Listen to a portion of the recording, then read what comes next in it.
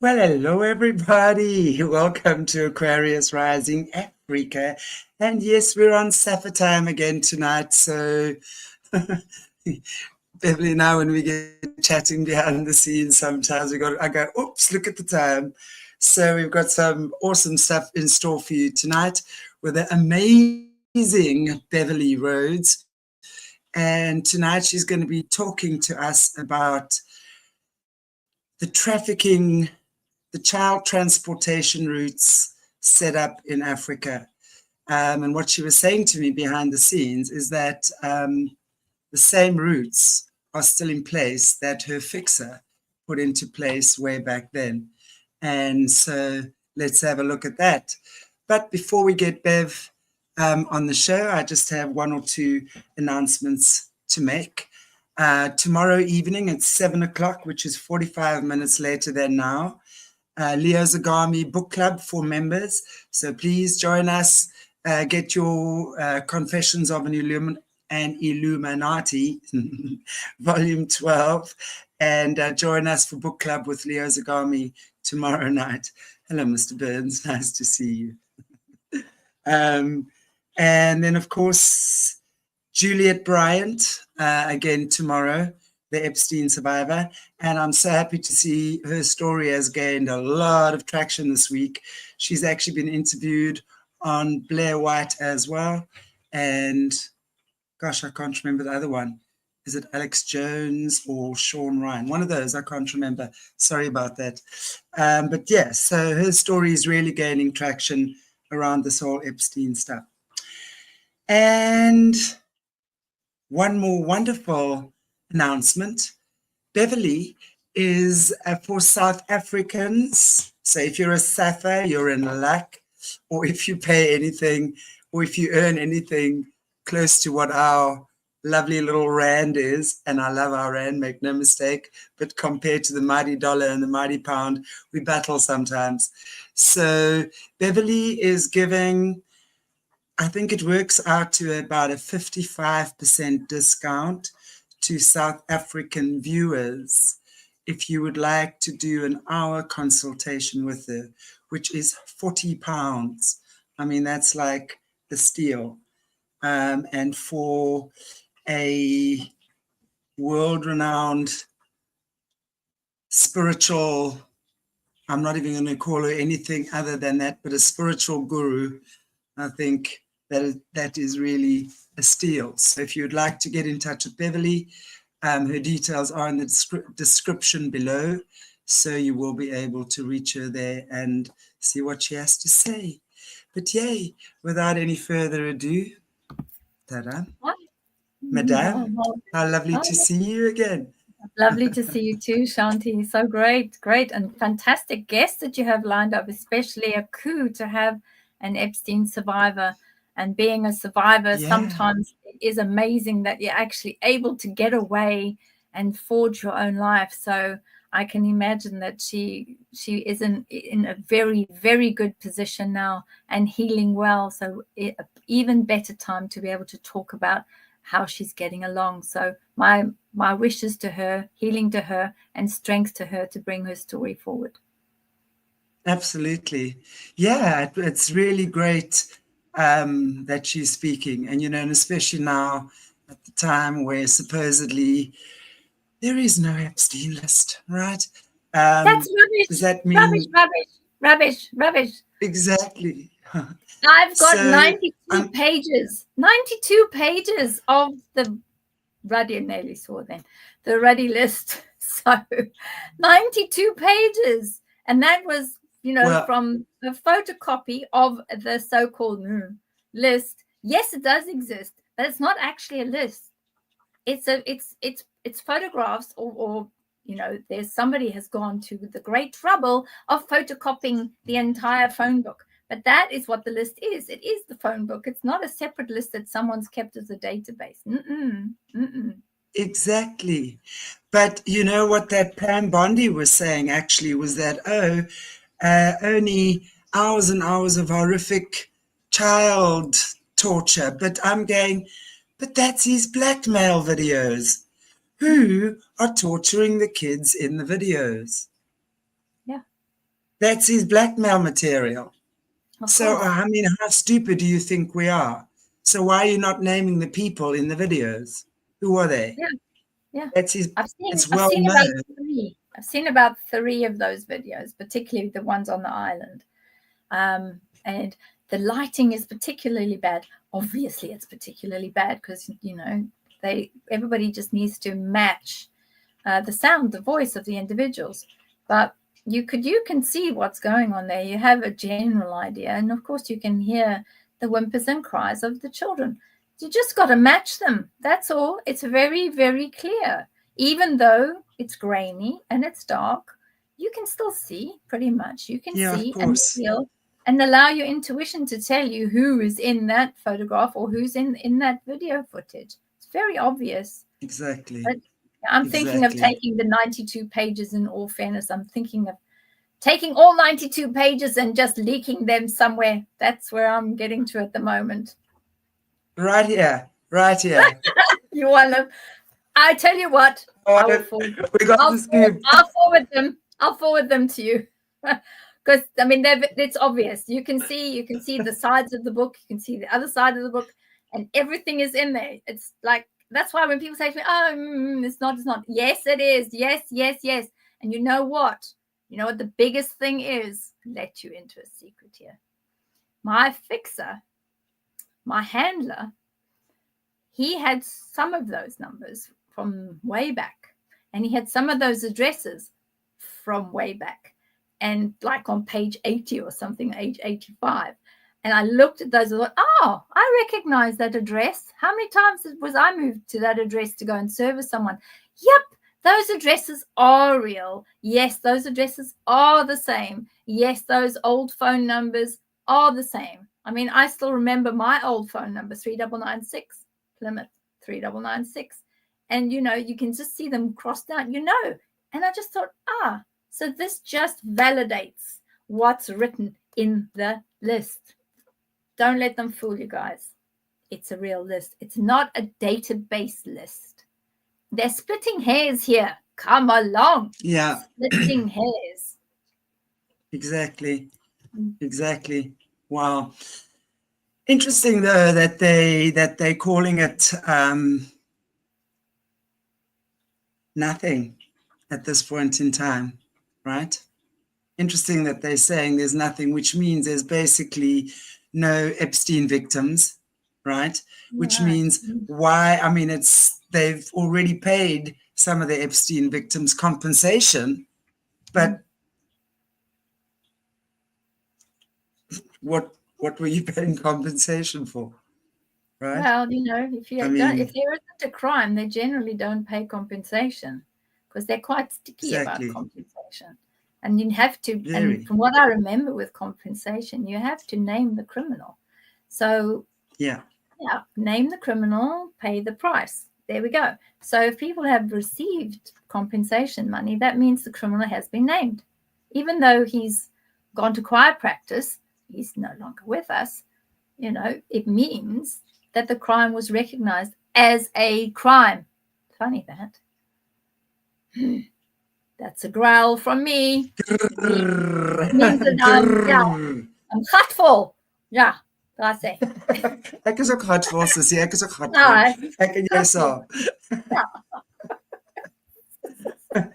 Maar ons maak tee. Anyway. How do you translate gatvol? How does that become? That doesn't translate well. Yeah. Arseful. It really just means I've had enough. But there's certain things in that you can only translate in Afrikaans. I mean, you can only say it in Afrikaans. Otherwise, it doesn't quite work. But also you had an arseful. And it's like also, and it's true, I was actually about to say what Jojo is saying here, is that and Ghislaine is in jail for no reason then. So why is Ghislaine in jail? I mean, why has she been in jail? I mean, are we now meant to think that she took the fall? I mean, was she this Mossad spy after all? Or was this just all just nonsense, really? Yeah, lies. I did a remote viewing on Ghislaine actually. And she was trying to formulate some form of hypothesis to be able to get herself out of Chucky that she's in at the moment. And I just was watching Chucky's her. jail, guys. Yeah, Chucky's jail. Pardon me. From prison. Yes, trying to get out of prison.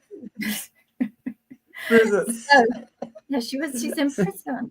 Yeah, she doesn't look good in that funny outfit that she's got on. And I'm sure, the fashion police must be moaning at her something chronic. But yeah, when I did a remote view, I didn't do it very long. I did it just for a short period of time. But she was formulating. And it was just after the young girl in Australia that had passed away. And I thought, I'm going to go and have a look and see what she's doing. Because I knew the moment that particular person was moved, Virginia Giuffre, near Roberts, when she was moved out of the way, I thought, aha, I know how these people work. They make a space. So they make a space. Virginia moves out the way, which means that Ghislaine can start coming back into society and find a way of prison. And she will be out. I guarantee you, she will find a way to be out. Give it maximum 24 months, and she will be out as free as a bird for whatever reason. Mark my words. Oh, yeah. I mean, because really, if there's no list, then why is she there? I mean, what's she being charged with then if they've now suddenly discovered there's no list? No, there's only the phone book, 92 pages. Yeah. 92 pages of phone book that I have got in my possession. Yes. And it's also been... We're going to drop him. We're going to drop him. Oh, yeah. You can just go and have a look. You'll be very interested to see how many... as we say, there's 111 viewers and one next to it, one comment from Facebook here. So there's a sign right there for you. So... Good. Yes, I think it will be fun and games. But yeah, it's a great list. It really is. And it was given to me a long time ago, before the whole Epstein, are we allowed to say Epstein? Before he was, I've got another word for him. I actually call him the boiled egg Willy man. Because, I believe that's what it looked like. Was a boiled egg. Rude. Very rude. But, we've got no scam here. It was a boiled egg. No scam whatsoever. And Juliet Rose has confirmed about that. No, really? Yes. Really? Hi. Did she confirm that it looks like a boiled egg? Did she? It's like apparently like teeny weeny, like little. And apparently when he reaches his moment of pleasure, bliss, he sounds like a little girl shouting. She says it's the craziest thing. She says it's the craziest thing ever. I'm like, and that's all the tea I'm spilling there. I'm going to let the Julius spill the rest for you guys. I think, this is the one thing I must admit. While you're busy counting or making sure that you just keep counting until it's over. Luckily, it's only a few minutes. So, you know that when this is happening, there's two things you remember. One, the noises. Secondly, the size. So no one will look at a boiled egg ever again the same way. Oh dear. It just made you crash now. I'm sorry.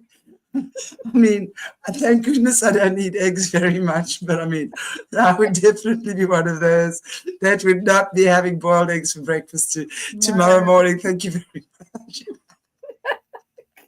No more boiled eggs for you, and no more boiled eggs for... Oh, Lord. And Worcestershire sauce on top of it. Oh, my goodness.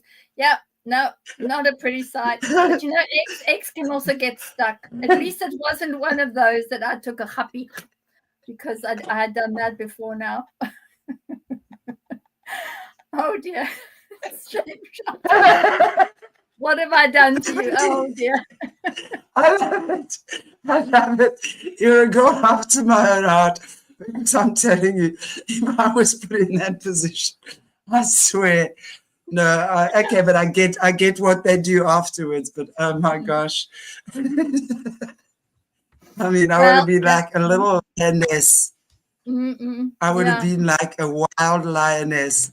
They would have think they're still baptizing a kitten.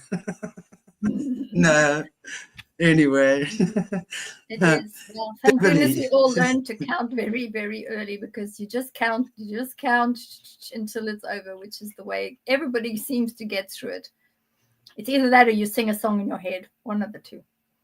It's the way that the kids, all the kids, and I used to, and I was the older one, I used to teach them and say, we know we can't get away, we can't escape, we know there's no escape for us, we know this, but we can teach ourselves coping mechanisms. So they would say to me, what do you do? And I said, if there's something over that's got a pattern on it, so if there's something that's got a pattern somewhere, I'll count the pattern. If there's something that there's no pattern, there's no way, then I will sing a song in my head, and I will sing a song until everything's finished. And that's what I'll concentrate on. I won't put anything into my memory about what was happening at the time. And most of the children that were around at the time, I taught them count or sing a song in your head, and sing a song until it's over. Don't allow that energy to remain with you. Very important. And they used to use that as a coping mechanism. Curiosity. Do you still know these people that you were in these horrific situations with? I know those that are are still around. Some of them are still alive. Some of them are still alive, but really, I mean, goodness me, I'm 64. So some of them are like in their 90s or even close to 100. There's not many around, I must be honest. There's not many around. And that's why they very, very cleverly put the 25-year, gagging order, silencing order, because not only did I have 15 years that I wasn't allowed back in SA, so after I was out of the country, they just said, 15 years before you can even think about coming back into the country, you will be arrested at Jan Smuts or whatever airport you come into. There was a big X marks the spot next to my name. If this person comes through, that's it. She gets taken away straight away. So yeah, I was very careful and made sure that I waited, and then the 15 years came up, and I thought, I've got to go for my daughter. 2 of my daughters were getting married, and I thought I'm going to have to find out. So I phoned where I know to phone, and I just said, could you just check and see whether Beverli Rhodes is on the no-fly list, please? Can you just see whether that's been lifted or not? And they said, yeah, it has been lifted, but only from this year. So I had to wait a bit, and then I was able to get. But I must admit, I was nipping it a bit. I was on the plane and thinking, oh my god. But I thought, well, you know what? I won't take much with me on board. And I thought, if I land at Jan Smuts and I see them walking towards me, I know that's it. Here comes Cuck. That's it. I've had it. But they were actually very good. They did. They looked at my passport and they looked up at me, and then they looked down again, and you could see them sort of looking to the side and wait and sort of waving it up. And I thought, okay, now this is the test. Were they right with the department that I rang? And he sort of came and he had a look and he said, Beverli Rhodes. I said, yes. And I thought, right, this can go one of 2 ways. Either I get escorted off and then taken to wherever, or he's going to say it's fine. So he gave me my passport back, and he looked at me and said, how long are you in the country for? So I said, I'm in and out 1 week for 2 of my daughter's weddings, and then I'm back to the UK. And he said, that's fine. We'll see you in a week. And I thought, okay, quickly, get out. Yeah, so I did. It was nerve-wracking, but I did it. Who signed the document declaring you an enemy of the state back in 1999? I think I didn't see exactly who it was, but I can only think there's 1 or 2 people in the government at the time that would have said, we don't like this. She knows a lot about things she should not know about. But look, at least they didn't take me out. That's what I was kind of expecting. I was thinking, they were used to sending vehicles for me 2-3 o'clock in the morning. There was always unmarked vehicles with police escort or something. So, you kind of think, okay, what's the worst that can happen? Well, I'll go to choir practice. That's the worst that can happen. But no, I think it was one of the main ministers, and I think it was one of the ministers that was in charge of either maybe counterterrorism or DOJ, Department of Justice, or something to do with whatever was happening in Pretoria. I think that the killer for it was the fact that there was the 2 coups. I think that was the biggest one, because they didn't want that getting out. So, I mean, were you obviously involved with seeing what was happening with the coups? Because, as you say, there were 2 big coups. But what year were those coups in? The first one, or the one had Margaret Thatcher's son involved? Yeah, he was involved in the first one. I was able to give them sort of not coordinates, but I was able to tell them where they were hiding out, and then also was able to tell them across the border where some of the stockpile was. So they were able to get to that, because a lot of the stockpile was held outside the country, but then there was a couple of disused mines that had a huge cache of weapons inside the disused mines. So there was that as well. That was part of it. And they acted really quick on that, and they were able to sort it out super fast, super quick.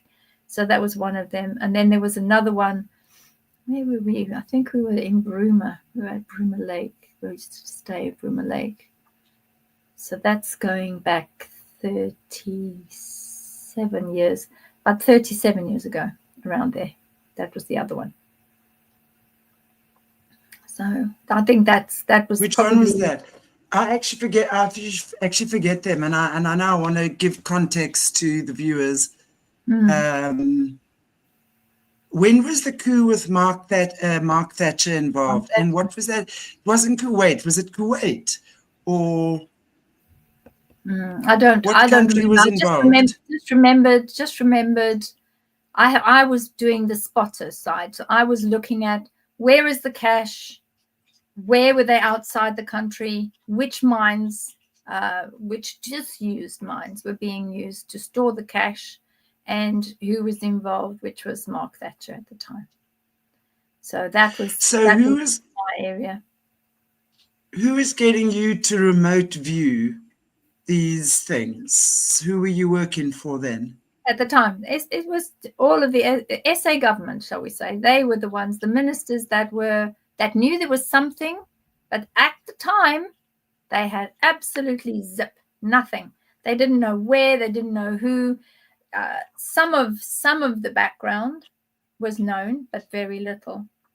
And you can't really arrest individuals or do much unless you know where the weapons are, because you need weapons to run a coup, and you need those that are going to be leading from the front, or alternatively very quietly in the background, providing the finance and providing the knowledge.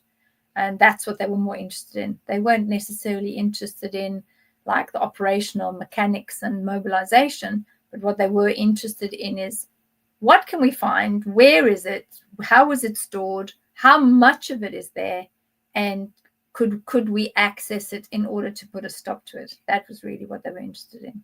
So that's all that I was doing. I wasn't part of any of the boots on the ground. I wasn't part of any of those that were mobilized to go here, there, or anywhere. I didn't do any of that. All I did was provide intelligence. That's it.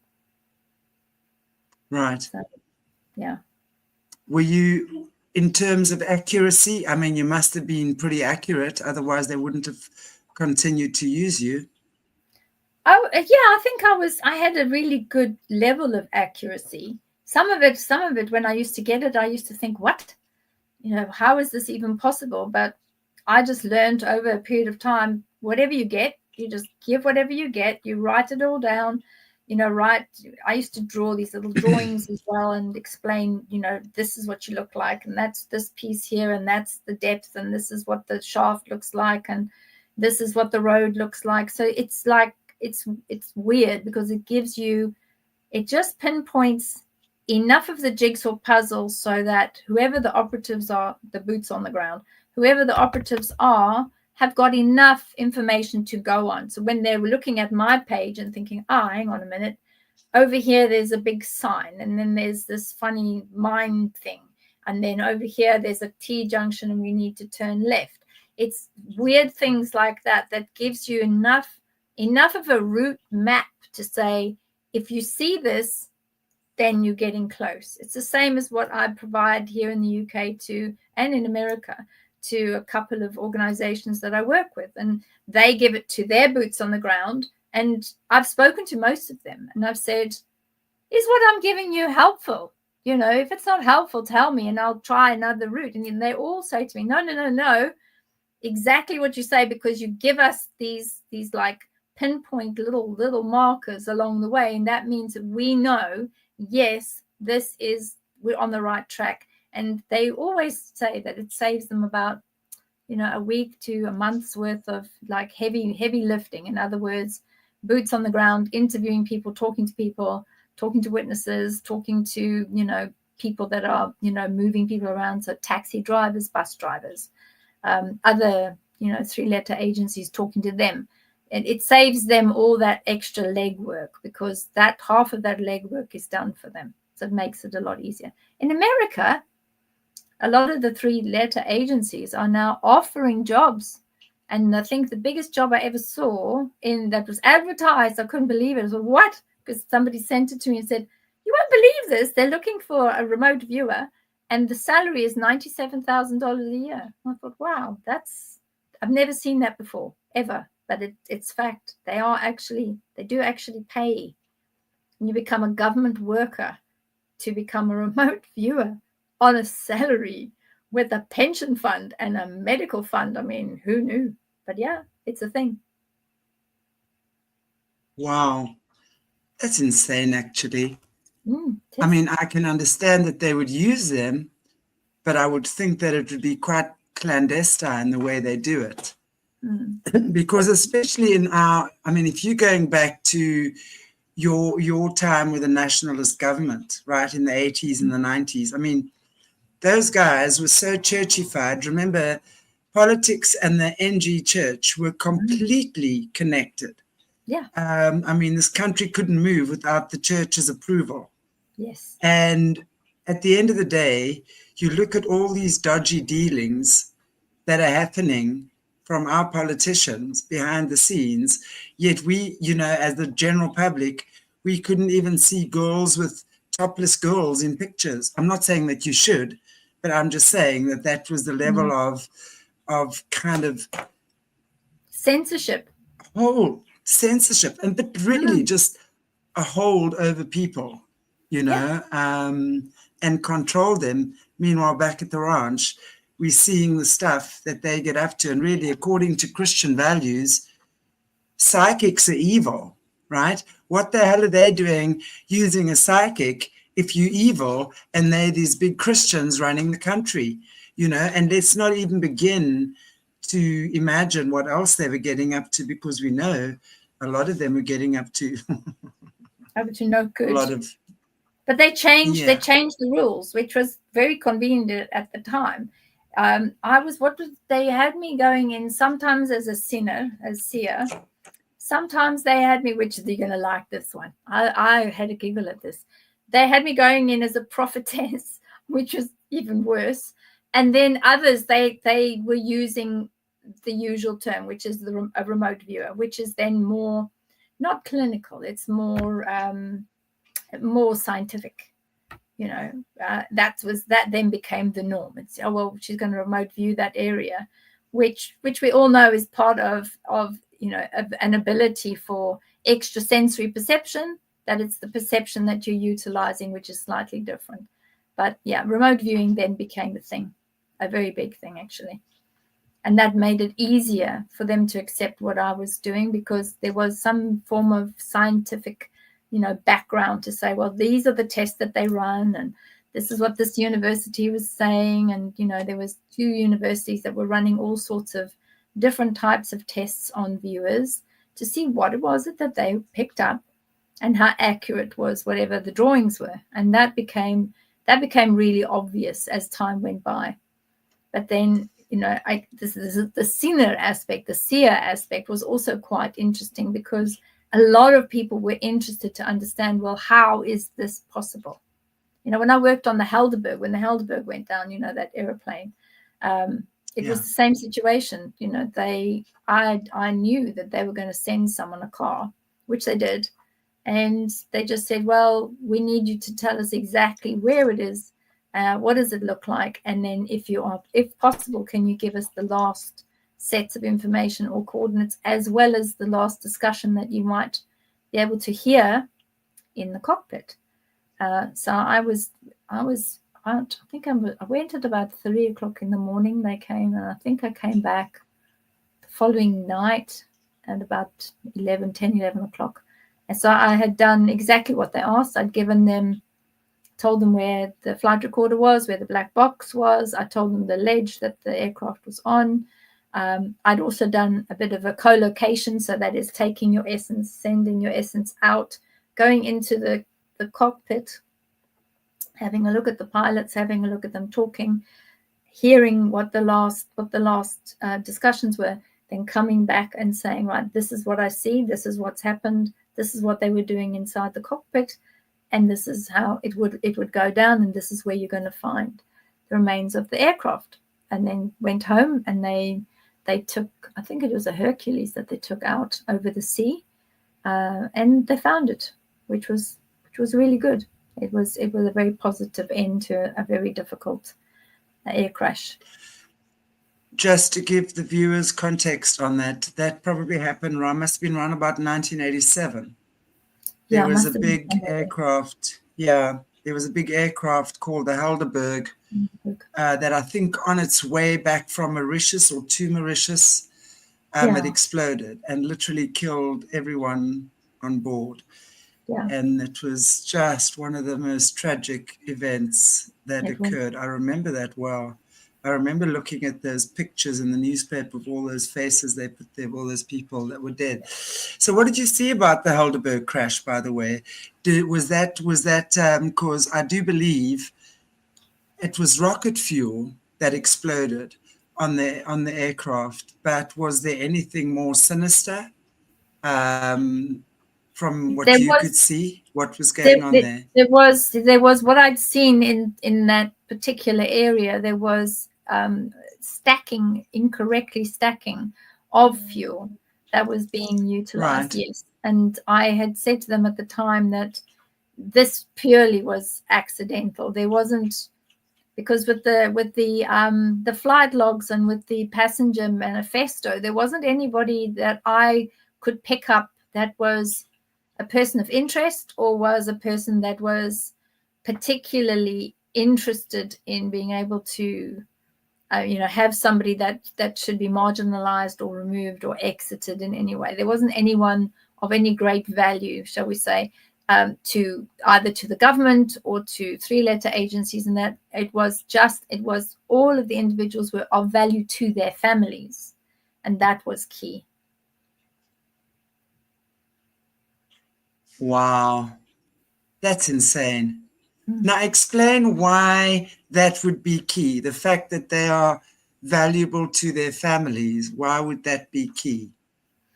It would be key because on the sole contract with individuals, if there is a person that's on a flight that is removed, you have specific individuals that were meant to finish their sole contract from the plane, move further forward in time, and do something amazing. So yes, there were a lot of individuals that either were going to invent something or were very close to inventing something, already had something that was ready, or were going to take on a new job in the future, maybe a year or 2 years. These were people that were going to make a difference to us, the general everyday people. That's why they were important. But at the time, none of those people had started, they hadn't signed for their new jobs, or they hadn't signed the papers for a trademark or a patent or an invention or something like that. That's why they were important. Because when you start looking at, when you do looking glass activity, so when you're going into the looking glass and you're projecting a timeline, of Mr. Joe Bloggs, say, Mr. Anton. Mr. Anton is looking at free energy, and Anton was working on free energy and finding a way to do incredible things with free energy. He was cut down. And then you go back in and you look in the looking glass and you look at those particular lines of those individuals and you think, okay, that person had started to design a particular strategic way of dealing with maybe medical things or clinical things or something like that. And it turns out that he or she, projected 5 years in the future, suddenly finds a cure for something. So then we have done like that. 5 or 10 people on that aircraft who would have done some amazing things if they'd survived. That's incredible. And of course, we know, we often have conversations about the Looking Glass, Star Wars now, Voice of God. I know that kids that are involved and, with these projects, but that is fascinating what you're saying, is that literally, and I know they do that. So it's not even weird that they're doing that, but to actually take that technique or ability and having applied that to the Helderberg crash, airplane crash, I think it was 1987 or 88, not further than 88, I don't think. Not further than 88, yeah. But I think it was 87.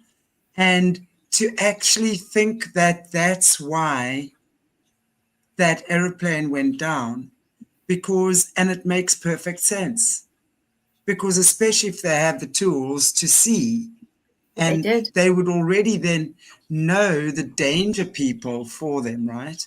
Yeah. The ones that would be, and these people, as you say, might well be oblivious to that. That's insane. We had one recently this year. One of the ones that I worked on, Japan Airlines. You just have to project that, and the same technique as you have a look, and it's literally when you see it, just decided to just turn into a fireball in the sky, just like that. And I looked at it. I got a bit. I thought, this smacks of the Helderberg to me. I'm going to have a look. Because I'm a bit of a funny one. If I get a sniff of something that doesn't smell right, I think, nope, I don't like the look of this. I'm going to go and scratch around. That's exactly what I did. I thought, okay, let's go and have a look in the looking glass and let's go see what's going on there. And that's what I found. What did I find? I found certain individuals that were on that craft had a very, very specific future ahead of them in Japan. And I thought, okay, this makes sense now. Because they were meant to do X, Y, and Z, and they were meant to change certain aspects of the future. And so what better way than just getting on the flight and going to wherever. No one's going to even think about, perhaps this isn't actually an accident. Maybe it was something more. What do? It just goes under the radar, under the carpet, and before you know it, it becomes part of history. Scary. Wild. Absolutely wild. It is wild. Makes sense, though. Makes absolute sense. It makes a lot of sense that that's how they would operate as well, because, goodness me, even if it wasn't a deliberate attempt in the physical by someone physical, it was still done spiritually and guided in that way. And we know how that works, because they can do that they literally work through people without without people even realizing they're literally being worked through. Yeah, they do. Absolutely, they do. But then you get the jumpers, the ones that are able to co-locate. Like I can co-locate, look at something and come back and look at the information. People that have actually, there are people that have seen this funny little energy thing. I've not seen it myself, because obviously it's me going and having a look and coming back. But I've asked people and I've said, I saw this at this time on that day. Did you see anything? and they would say to me, yeah, actually, I've seen this funny sort of compressed, like shiny stuff, and I was thinking, what on earth is that? And then chuff, gone. Because I don't maintain that for a very long time because it sucks too much energy. So, and then I come back, and all I do is I get exactly what I need to look at, and then I'm back. So, and I've asked this now for the last sort of 20 or 30 years. I went and had a look. This is what I saw. This is what you were doing. This is where you were. This is da, da, da, and I give a full rundown of that snapshot in time. And then they say, yeah, actually I did. This is what I saw. And every single person has said over the last few years, they've said, this is what I think might have been you, and this is what it looks like.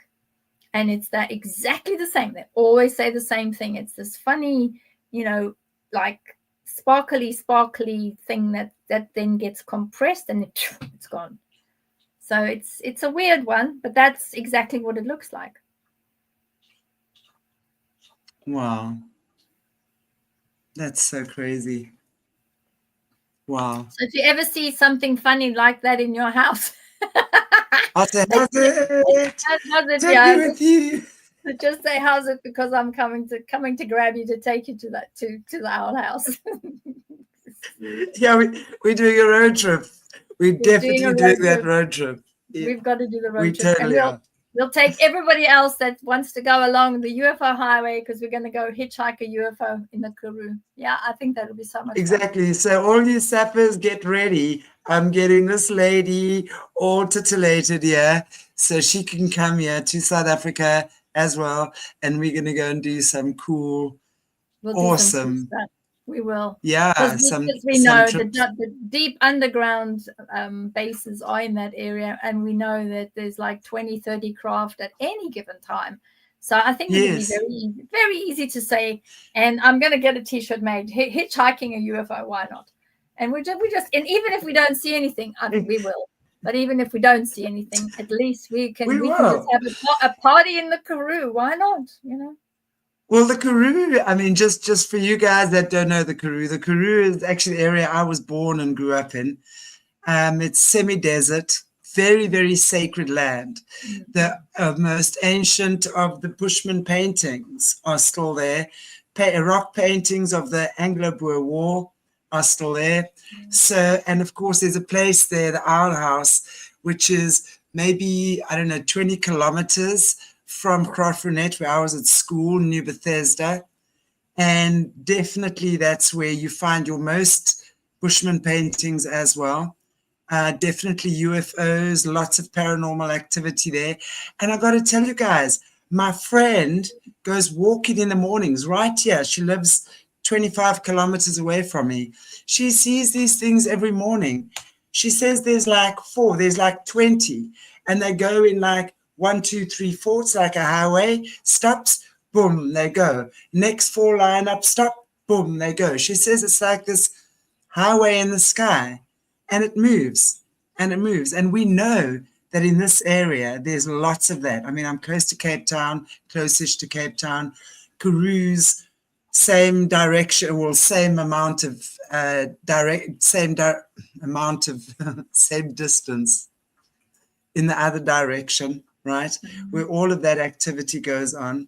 So there's lots of, and in Crossfrenet, the area where the Owl House is, Johan Rupert, and I remember Johan Rupert, who runs South Africa, Cyril Ramaphosa is just the spokesperson. He has bought up so much area, so much farms and property in the Crossfrenet area.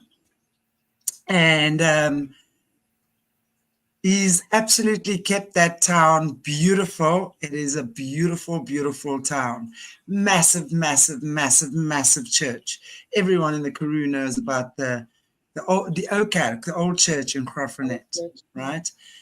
And so honestly, Johan Rupert, and when you were saying in your last show as well, one of our last shows, that some of the small human hunting occurs in the Crossfrenet area, on one of the farms or some of the farms there, for sure Rupert would be involved with that, or his family, because that's why he's buying up that area. Because it's one of the best, not just energetically, but it's very, very difficult to find remains or to find any evidence, because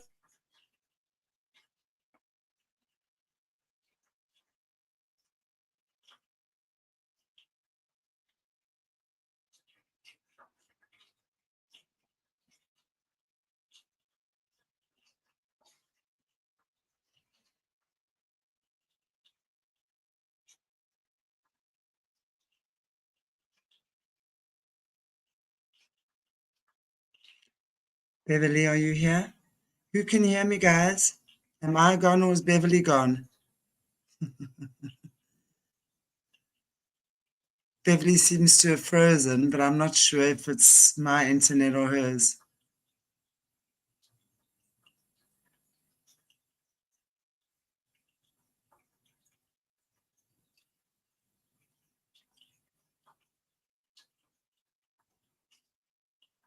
me to say anything.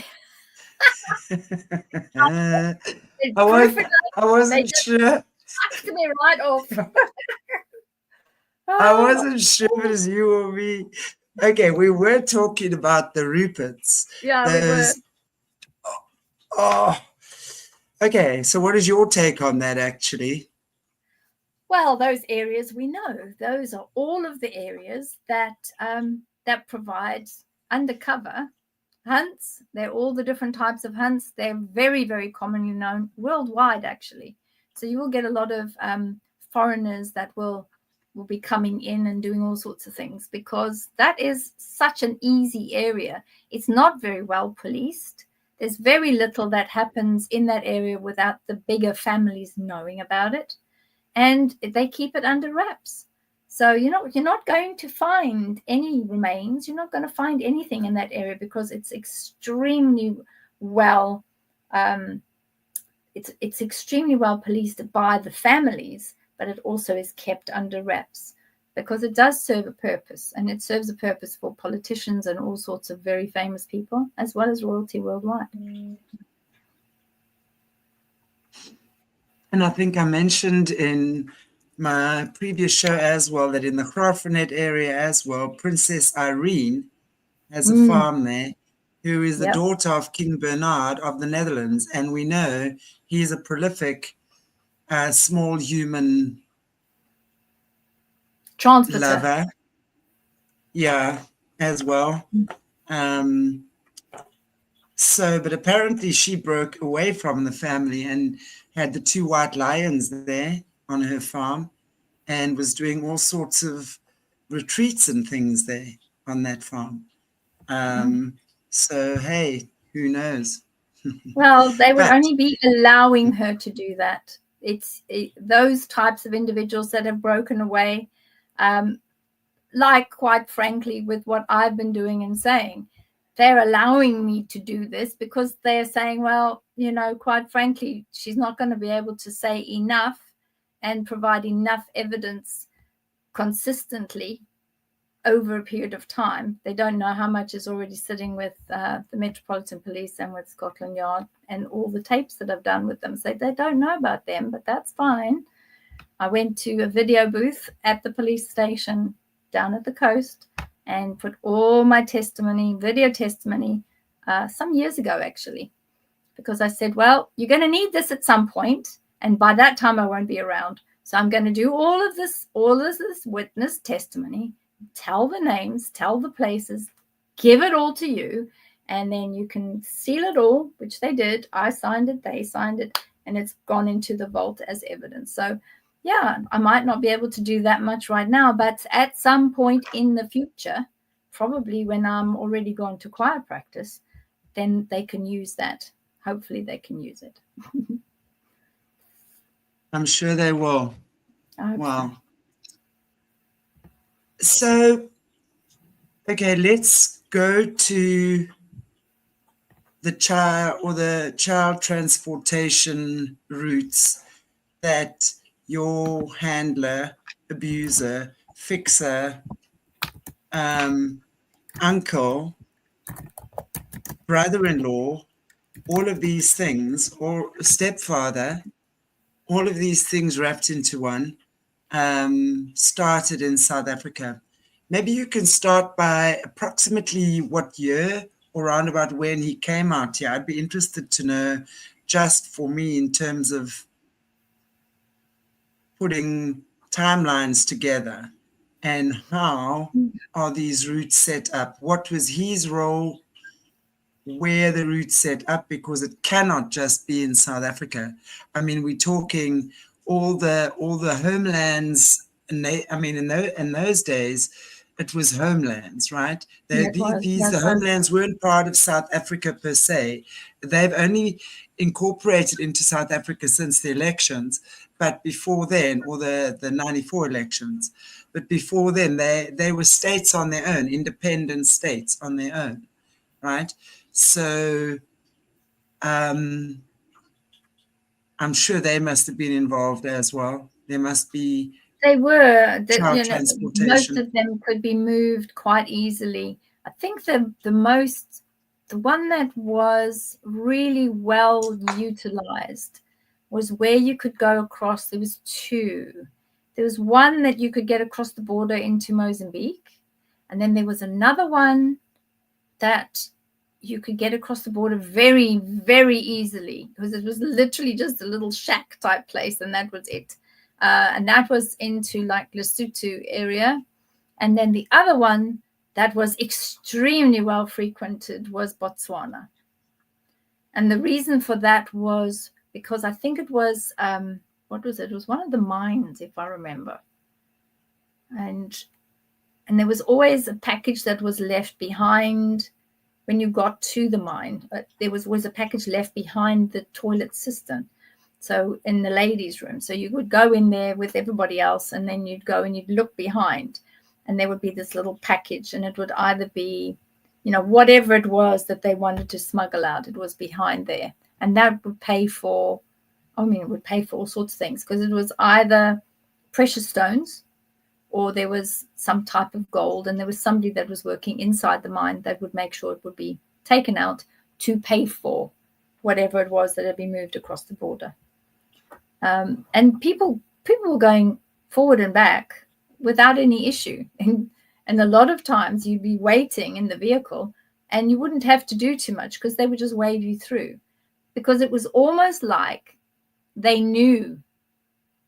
You didn't have to provide passports. You didn't have to provide, because you would literally be going in there, you do the business, and then turn around, get put back on the vehicle, and get taken back out again. So they never stamped passports. They never asked for passports. They never asked for anything. Now, I'm not sure whether that was something that had been arranged, or whether because one of the vehicles was a mine vehicle. I have no idea. At the time, all it was go across, do the business, and come back. And that was on each of those. So the Botswana, Border Patrol must have been in on it then. I think they must have been, because they never asked us anything. Yeah. They never even, funnily enough, now that you say that, they never actually even came up the stairs to look in the vehicle. They didn't. We just sat there waiting. They would have been given a registration number and told, let that one go through, whatever.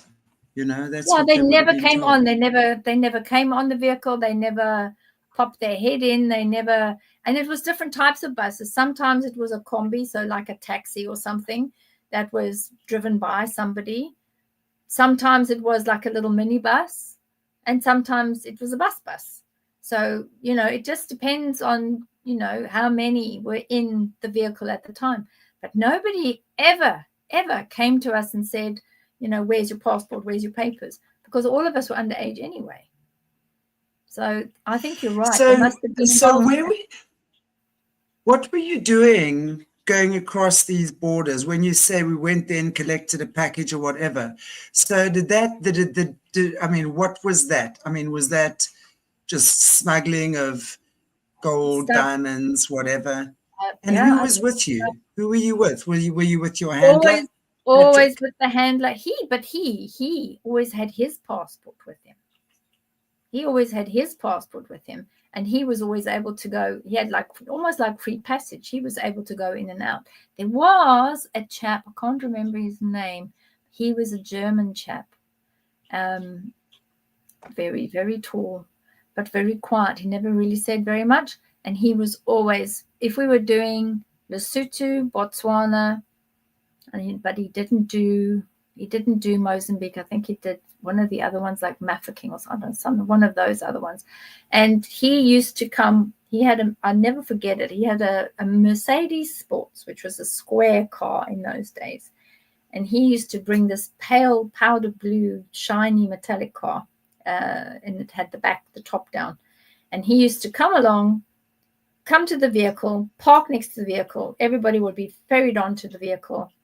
And then he would get onto the vehicle as well and help with the driving, and then head to the border, do whatever's necessary, talk to whoever had to be. The handler would then sort all of that out. We'd go through. We never ever stayed overnight. Never stayed overnight. Went and did whatever the business was, picked up whatever needed to be picked up, turned around and came back. So it was never overnight. It was never a long time at all. In some cases, it was probably about maybe 4 hours, 5 hours at the most. And then just hit the road. He would get back in his vehicle. He would go. And then everybody else would be ferreted off to whoever their respective handlers were. And they'd be ferreted off to be taken back to their houses. And then very promptly made sure that you were threatened within an inch of your life. Do not talk about this. Be a good girl or be a good boy. You don't talk about this. And that's how, we didn't do loads of trips, but the ones that I did remember, that's all it was. It wasn't anything major. It was pretty much same old, same thing. Get in the vehicle, go where you have to be with whoever the steamer is, do your job, make sure you get back out, go back into the ladies' toilets with everybody else, clean yourself up, get back into the vehicle. And so you continue. So these are known routes, and I'm pretty sure that those routes probably are still in process, because you could easily move people through. The one that was very, very well known was the one in Botswana. The other one was, I don't know whether Bophuthatswana was a homeland at the time. It might have been, I don't know. Might have been a homeland. Might have been, I'm not sure. But there was that one. There was the Bophuthatswana one, which was the Sun City, sort of the Kursna type of whatever he had going on. Yeah, whatever he had going on, because they had an airstrip as well there. And then going across the other side, Botswana, Lesotho, and then Mozambique. Mozambique was very soon taken off the list because there's a couple of people that didn't get back out. So they stopped that. But other than that... What do you mean didn't get back out? What do you mean didn't get back out? I think they went in and were doing the job, but then when they tried to turn around and come back out, because they didn't have all their papers, they weren't allowing them out. So somebody didn't get the memo. And I think that's when he then said, you know what? You're not getting paid. You're not playing ball. We're shutting that off. That's not going to be... Because if you go Mozambique, you can go Mozambique and you can go to Mauritius, Madagascar. You can move people from there. And I think that was lots of question marks on the papers on that, saying it's not quite working as it should. How were these the children being transported? Like in taxis, buses? I mean, what would it look like? Would have been if I was at the border wanting to go on holiday to Mozambique or Lesotho, and I was in my car next to you, what would I see? What would I see next to me? A taxi, a bus, parents with children, a busload full of kids screaming, crying. Are they Caucasian kids? Are they African kids that have been kidnapped here? Where are they coming from? It's going to be a mix. Most of them were a mix. The other smaller vehicles, you would not have known that those are children that are being moved nefariously across borders.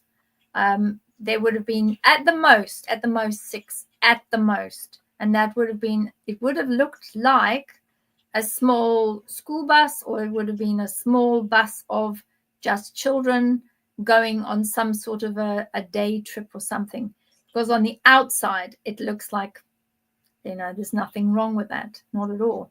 And there would always be, unfortunately, there would always be a female person, an adult female person that was on the same job.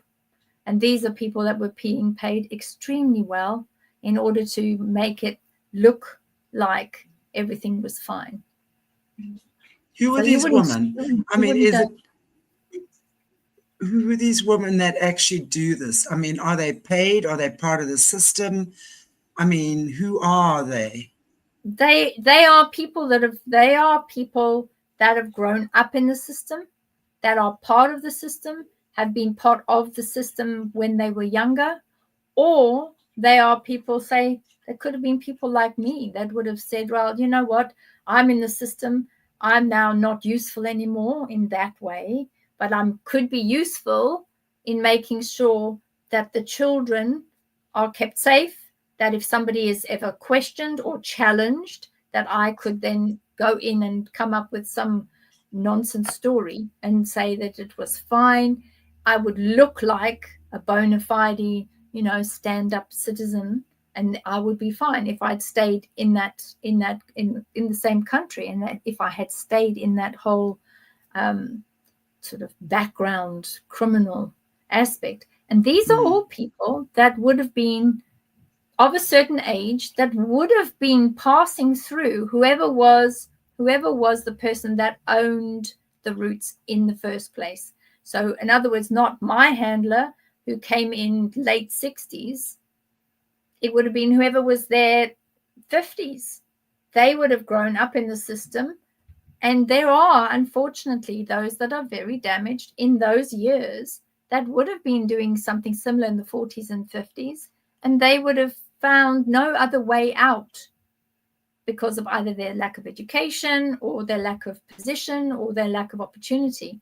So they would have thought, well, you know what, I'm used to this. I know what this entails, and I can make sure that the children are safe, at least, safe getting across, safe getting back. No one gets hurt. No one gets left behind. And that's kind of what they do. So I know it's a difficult thing. They're victims as well. They are also victims.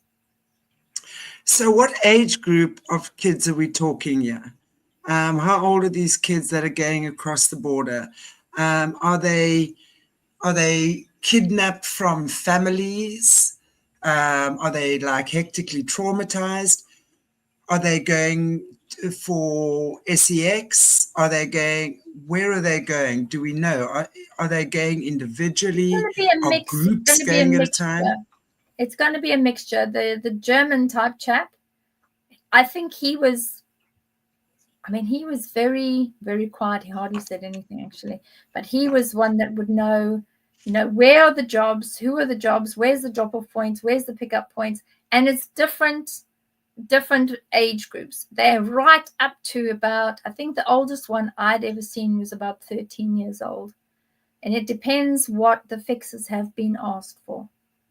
The worst commentary would be things like, I'll just, if it's going to be a party or something, if the job is a party, they would ask for one of each, which is, one male, one female, one white one African one brown person, one Indian person. You'd have one of each, but you'd never do one of each going across to where the borders are, because you'd never actually be able to get so many in one bus anyway.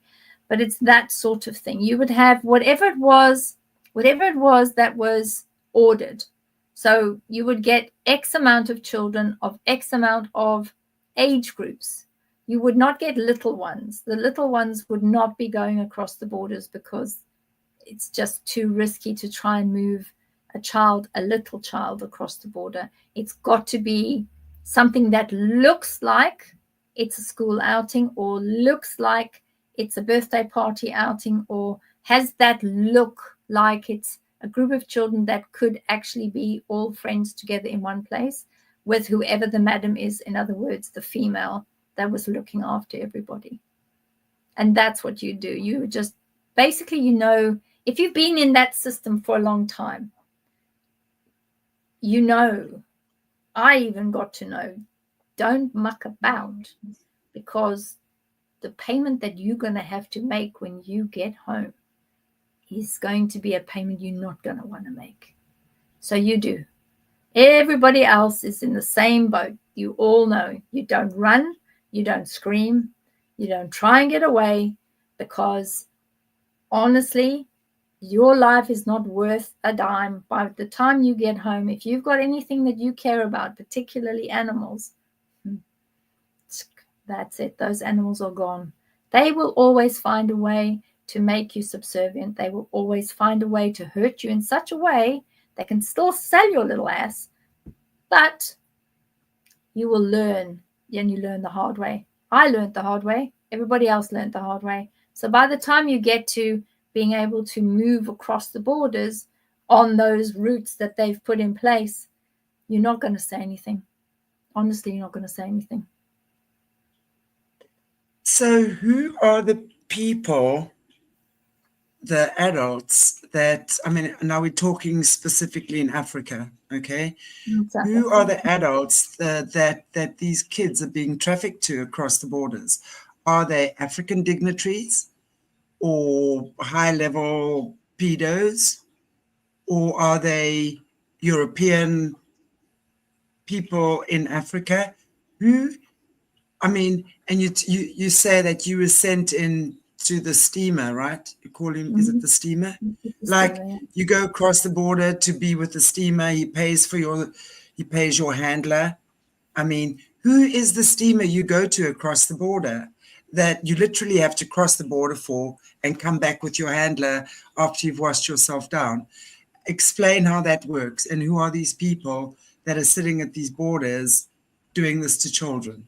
Because it seems to me it's happening at the borders, right?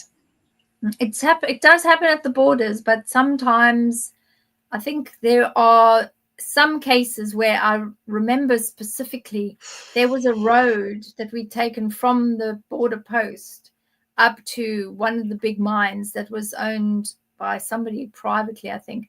But I remember thinking, oh my goodness me, my teeth are going to fall out, because that road was so bumpy, and he was swerving all the time because there were so many potholes in that road. It was the worst road that I've ever seen or known in my life. And we were holding on to the sides because we were being jolted around in the bus, or it's like a combi. Combi is like a taxi type thing. We're being jolted around in it. So you had to really hold on, because there were so many potholes, and the driver was sort of swerving around trying to get around these potholes in the road. And then sometimes we'd have to go off road and go around, because the donga or the pothole was so big that you couldn't possibly go through that. You had to go around it. And it was a very difficult situation, because you had to know that you were heading towards wherever the steamer is, wherever the job was, because it was always just called a job. So we were going to the job, and there was only a few of us at the time, and we had to go to the ladies' restroom. It was, from what I recall, it was a mine, and these were dignitaries that had come to the mine, and they were the ones that were being entertained by these little children and myself. This is what they had requested. So there was somebody that was a very, very large man who wanted the little boy. And then there was another person that was very involved with the owner. There was the owner himself, and there was a couple of others. But they were all male. There was no females amongst them at all. No, nobody. The only person that was there was a lady that had seen to teas and coffees and made sure that the meeting rooms were done, and we were all just chaperoned in there, and then she was sent on her way. And that was it. And that was when the fun and games happened. And they had in various offices, everything had been set up absolutely fine. So they knew that we were there for that reason. And then we went back downstairs to the washing area or the ladies' loo, did what we needed to do, went out, back into the vehicle again, and on that horrible road again, being jolted around with the potholes, back to the border, and then waved through the border. That's how it works.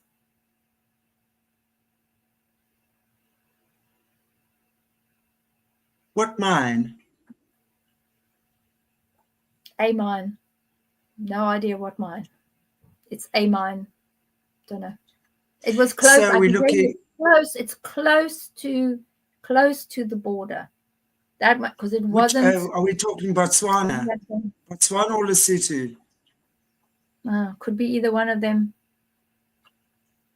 Either one of them. Don't know. I just remember the road, the potholes in the road. I mean, I think that would be easy enough to research. Is which it was a very, very small border post. It would be easy enough to try to work out which, and it was a small road. It wasn't one of these big roads. It was a small road, very small road. So you come out of that and you just carry on straight from the border post. Lesotho is very, very mountainous. If you go to the border, Lesotho is very mountainous. And I know that about Lesotho because I've been there. Botswana, I haven't crossed that border, but it horrifies me about Botswana because if you're looking at Botswana, they're supposed to be one of the most upper, awesome African countries, right? With the way they treat their wildlife and their policies and things. But now what you're saying is Botswana is actually huge in terms of servicing the child industry. That's just horrific. I mean, I am so disgusted to hear that. I have no words for that because if you think, of course it has to be the mines. What else? I was like thinking, why? Because I'm thinking politicians, and of course it has to be the mining magnates that are out here being disgusting. And I mean, in those days as well, I mean, those border posts would have been very, very different to what they are now anyway. I mean, a lot has changed since then. But I'm just interested to know because, of course, I mean, every dodgy Dora and her mother have been here, and her father, rather, have been here looking for gold and diamonds and like scuffling around like cockroaches in the ground, trying to find shiny things. I'm so disgusted, honestly. It mortifies me to think that kids like yourself at that age, it's organized traffic, that these disgusting pedophiles are ordering young girls from across the border to satisfy their disgusting needs. And it's organized, and no one is doing or saying anything about it. It is absolutely on another level for me. And that's how they do it as well. I understand. They do because no one's going to say anything. No one's going to say anything, and nobody ever did say anything. This is the whole thing, and that's why I got to the point after I'd had numerous dogs and cats and kittens and all sorts of awful things happen, not just to me but also to my animals. Eventually, you get to the point where you say to yourself, I can't allow another animal to pay because I'm trying to run away, or I'm trying to bite someone's dick off, or I'm trying to do something to show my disdain and to try to get people to realize I'm not cool with this. I'm going to bite you, and then get home, and then that happens.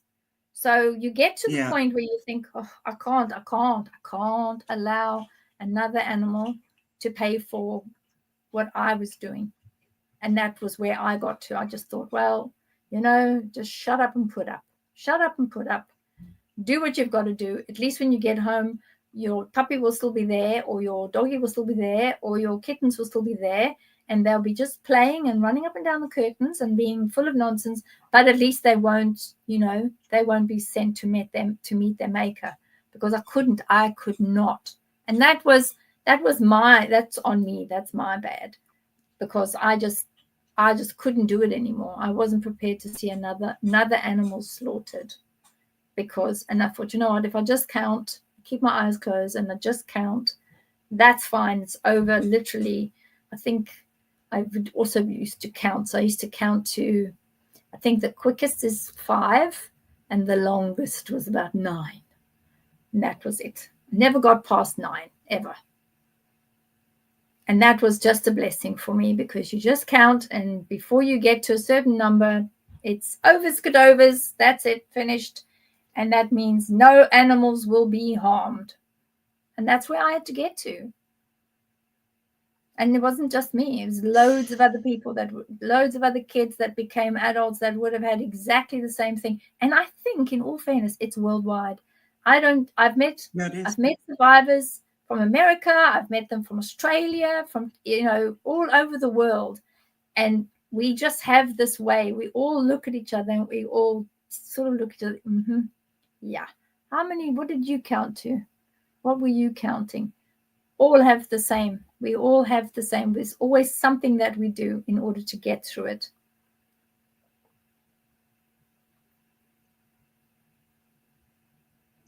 I mean, I can so understand that, really, I can so understand that. They have absolutely taken the sacred innocence of a child and literally abused that in no worse way than another. You either stand up for an innocent animal or you stand up for another innocent child. What's your choice? That's what they make children do. And it's not you they're hurting, because I think at some point when you've experienced so much trauma and pain, you kind of shut down on some level. So it's not you they're hurting, but now it's the ones you love, or the things you love. And I mean, they learn that, as you say, here's a beautiful little kitten for you. You learn to love the kitten, and boom, the first punishable offense. Yes. That you've stepped beyond a certain boundary, your kitten gets mauled and killed in the most horrific way in front of you. I mean, that I can only imagine what that must do to a child's mind. It does. And it's not just kittens, it's birds as well, Everything. Birds and beautiful animals where you nurtured this beautiful bird that's been hurt, and then you nurture it back to life, and you come back and you haven't been a good girl, and it's like, okay, so what's the payment for this? And you can see it in his eyes. You can see exactly where he's going. He's going to this bird that you have looked after and fed and done all these things. I had the bird. I had a little tiny rabbit that I found that was, I don't know how it got out from where it was, but I had an eyedropper, and I was trying to get and I managed to get this little rabbit to a point where it was fine. And both of them, the bunny died and the bird. The bird just like, that was it. Goodbye, Louis. That's, and so you very, very quickly learn. And doesn't mean to say that I had to have a nice face about it, because boy, oh boy, I had a face like a smacked backside. I really did. And they knew. And eventually, he'd say to me, you can take that look off your face. Don't give me any sauce. And then I once turned around and said, what then, tomato sauce, or do you want HP sauce then? I was very arsey. I was. But I've got scars on my face to prove it. You get a backhander like that with a very big Masonic rig on it, trust me, it's going to open your face. But yeah, that's how it goes. And that does not change. They will find whatever it is that you love, and they will use it against you. No matter how old you are, there's always something. There's always something that you love. And that's what they'll use against you, to make sure that you do the job and you're a good girl or you're a good boy, and that you keep still, shut it. Sad but true.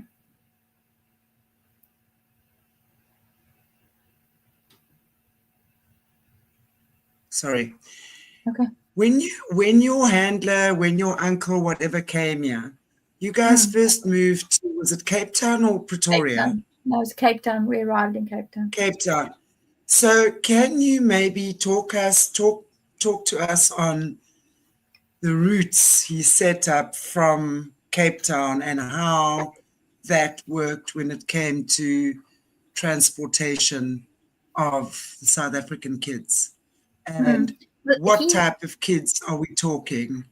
And where did they, I mean, I know in the last show you kind of told us how they would order the kids and how they would go and find them and who would find them, like Gert van Rooyen, for example. So obviously there's a whole thing that's been set up, but okay.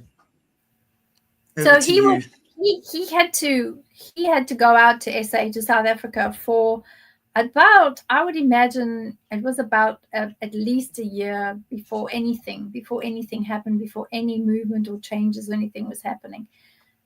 He also had to prove himself. So he had to arrange dungeon events. He had to arrange movement of specific children.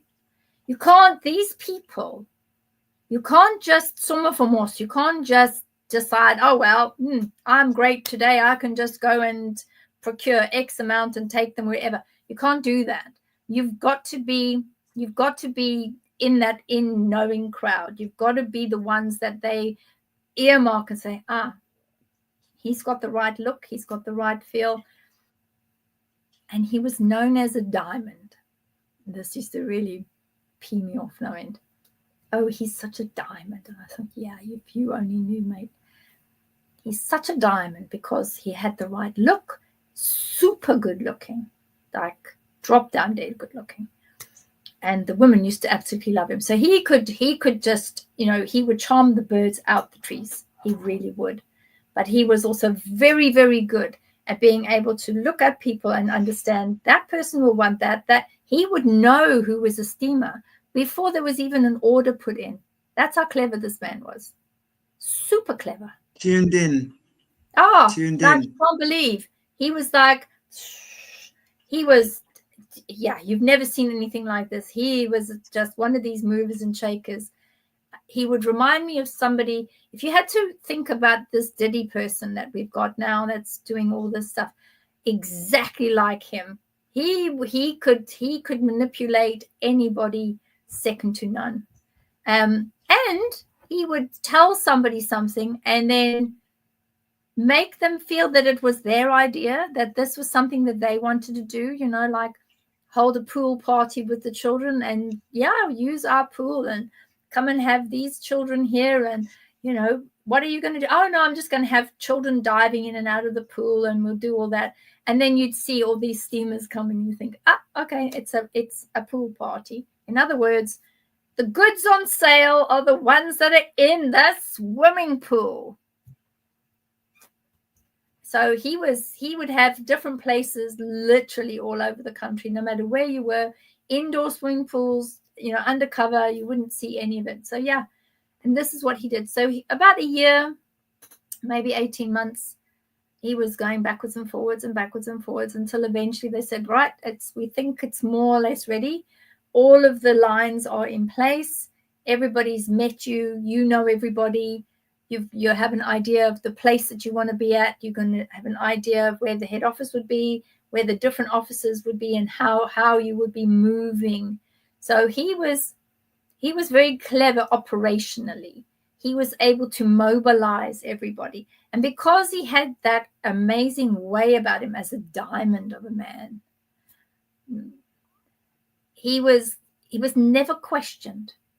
And no matter where he went, all the secretaries, all the typists, all the PAs, personal assistants, everybody, no matter who it was, male or female, they would be fawning all over him. They were like, he was like, film star quality. So he just, all those areas they just opened up for him, and he was able to do whatever he wanted. And then he was also able to find where would children be getting together, what families would have nannies or people that would be looking after them, how to infiltrate those nannies, how to infiltrate that circle of people, who would be the best at that level to be able to infiltrate, what type of children are there, what ages are those children. He had done all of that information, done all of that research over that period, a lot of research, and he knew where the families were to stay away from. So in other words, those that were part of either Masons or Broederbond, I think is what they were called, or any of the others. Broederbond. That's it, them. And those that were ministers and the others. Who would you stay away from, but who was fair game?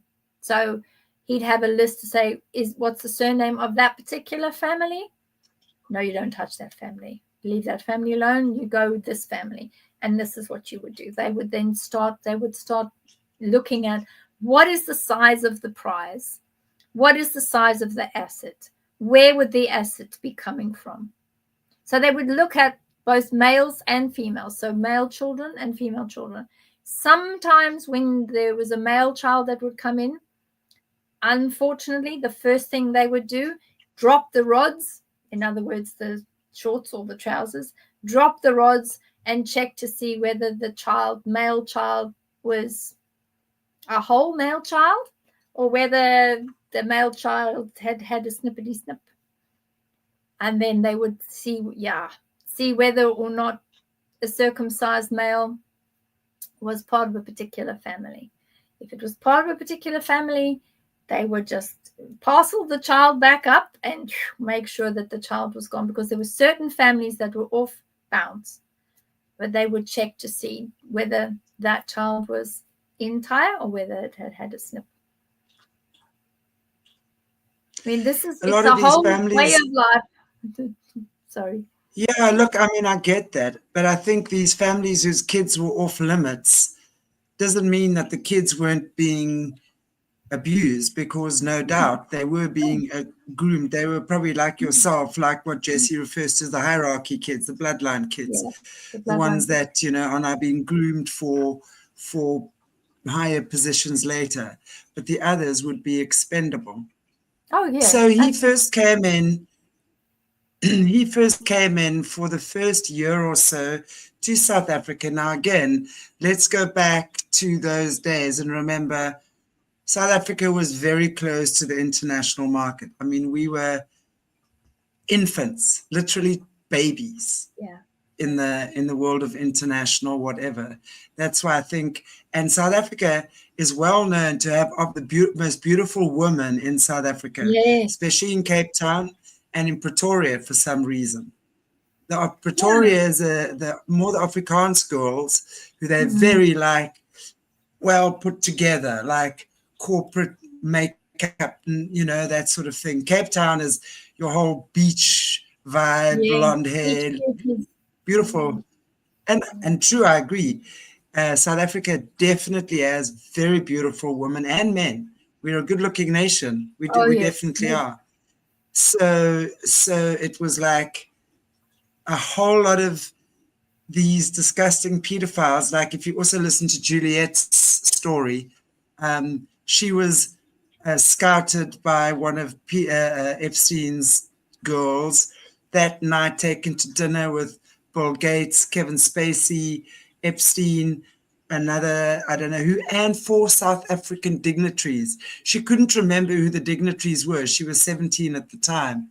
But Epstein, at the time that Juliet Bryant met him, was having dinner with 4 South African dignitaries. So Epstein, Spacey, Bill Gates, not Bill Gates, sorry, Bill Clinton.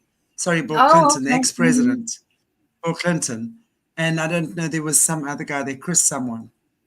So, I mean, it's just unbelievable to me, you know, that these guys have come in here at the nick of time, at the moment when this country is ripe.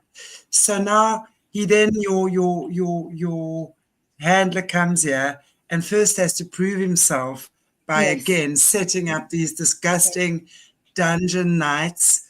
And for those of you who missed the previous shows, but please go and check, because that's really trigger warning here, forcing children into animal bestiality. So he was head of that, had to plan that, had to do that. And because he was so good at that, now they could be, he could now start up the real deal, the trafficking rings. So tell us about that. So they were, part of those rings were not just the children. The children were also part of that ring, was to provide children that would be disposable. So there's a different type of child that is then provided for snuff films. So for those of you that don't understand a snuff film is shot on 16mm or whatever they're using as part of the filming at the time. But the injuries that are sustained to the child are real. We are so used to now Hollywood, and we're used to, you know, the filming industry to have perfected injuries or, you know, blood spatter or whatever from a movie. We just automatically now assume that what we're seeing is not real. It's just fake anyway. You know, it's tomato sauce type of thing.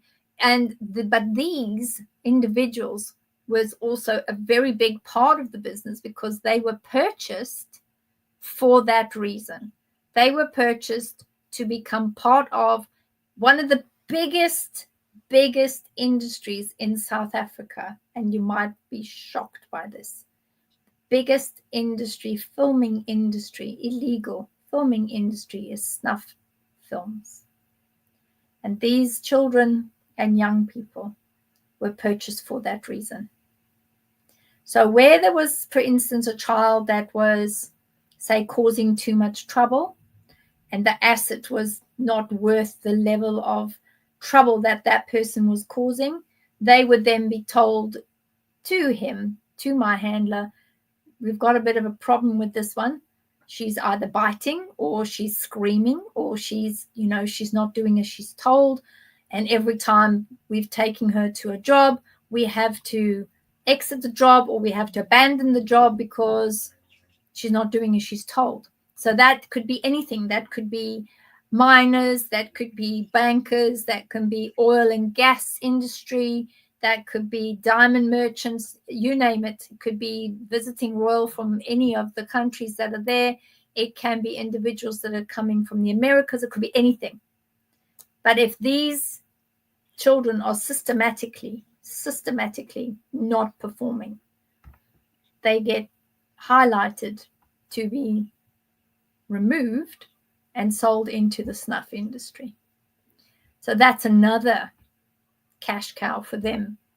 But then you've also got part of that industry. You've also got people that are approached, have got a child or have got a young child, or even one of these teenager type children that we call young people, a young person where they're shooting some sort of a movie and they need that particular child because that particular child is going to be the child that is going to exit left screen. They then will purchase that child amongst the family members. And this was very, very common. And that was places like Nutsi, other townships, the townships up like Kailicha, other townships up in Joburg. All of these, there was always this underground belly where if you got to the point where you could not sustain yourself anymore, there was always somebody on hand, one of the finders, that would say, I know about that particular child or that particular young person. This is what's on offer. And it would be a case of survival of the fittest. And this is what they would do. I mean, Kwatema out in Springs, Deduza is another area, the Deduza, and you'll find this when you start reading Bird Island. Deduza, which is a township which is just outside Springs in the East Rand in South Africa. Deduza was like the major hunting ground. Deduza, Kwatema, Kailicha, Nutsi. These are all areas that were all on the list. The names were all on the list. That's how I know them so well, because the numbers next to them were very high. So you could move. These are obvious.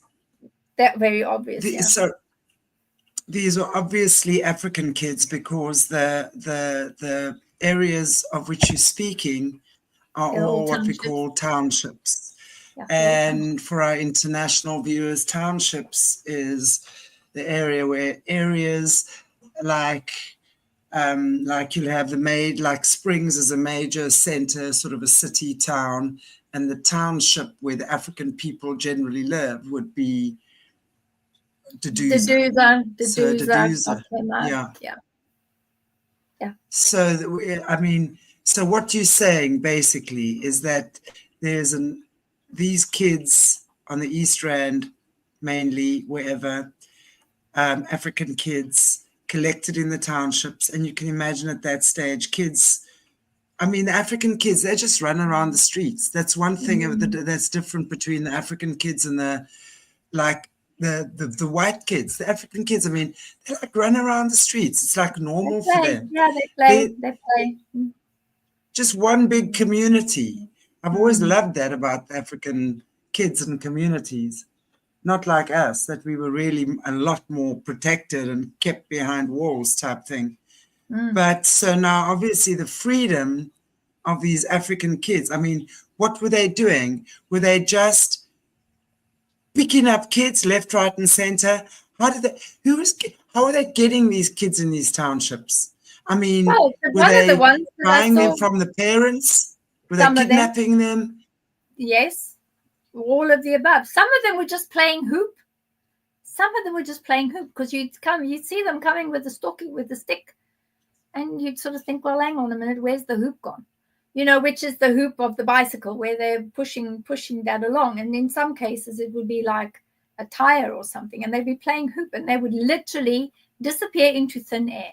They would just be bundled into a taxi and taken, and that was it. So they were opportunistic, firstly, and as you rightly said, you know, the brown children down at Nutsi and the dark children, the ones that different types of African individuals, they would be targeted.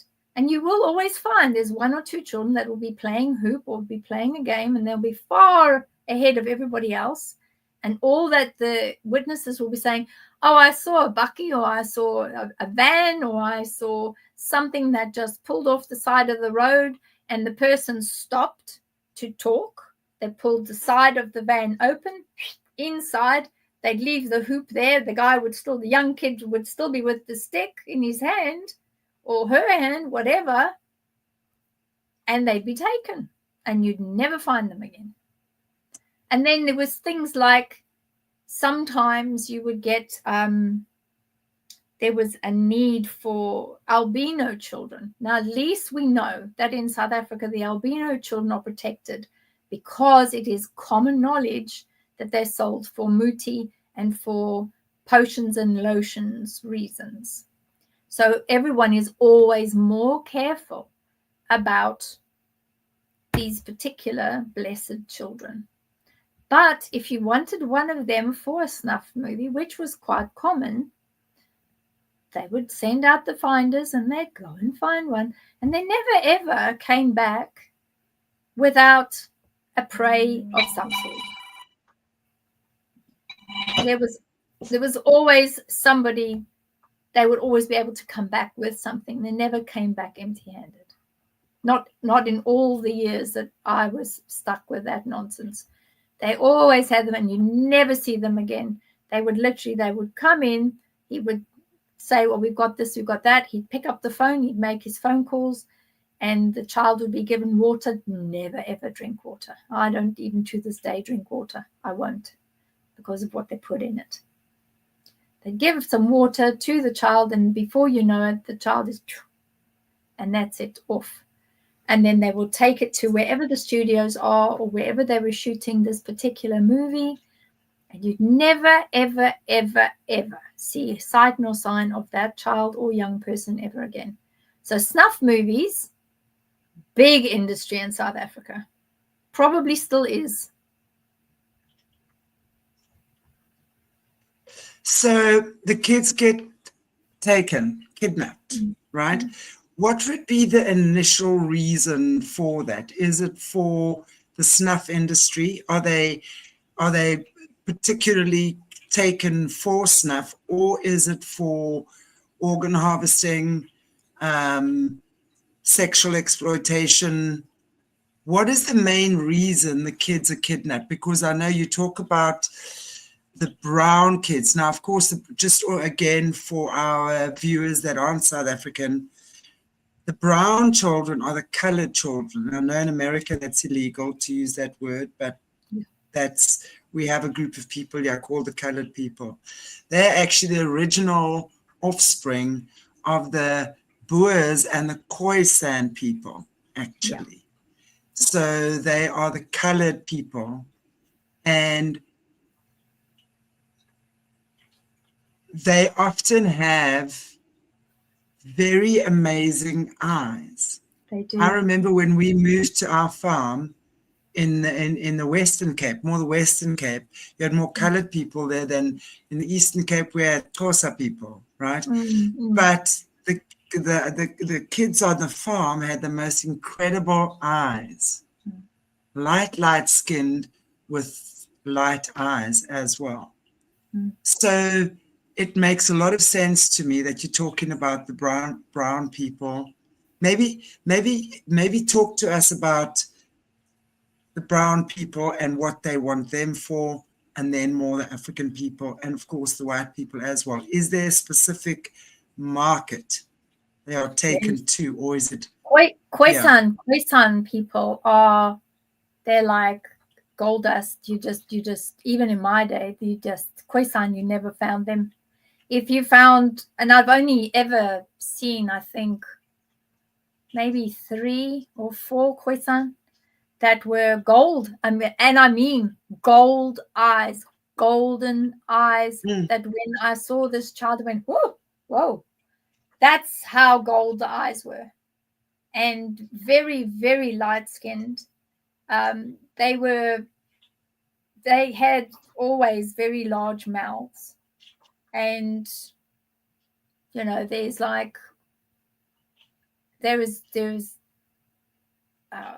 it's a KSM or a CSM. You can have a think about what that stands for. And the latter half is sucking and mouth, and the C begins with something else. So I'll leave you to think about that one. But they have a particularly wide aperture with their mouths. This is why the CSM is, you know, if CSM is on there, you know exactly what that is. But the golden eyes, particularly because they're like almond shaped in a way. They're obviously not Western eyes. They're almond shaped, and this is something that's highly desirable. But what is more important above that is the fact that the Khoisan people are very similar, and this might upset a few people. This is a trigger warning. It might be very similar to the American indigenous native Indian people, so the First Nation people. Yeah, now. Very similar. They have similar traditions. They honor source creator. They honor the ground, the earth. They have tremendous legends. You know, they talk about They talk amazing legends. Their legends are beautiful, where they talk about, where they came from. They came from the stars. They talk about the star people. They have a belief in the star people.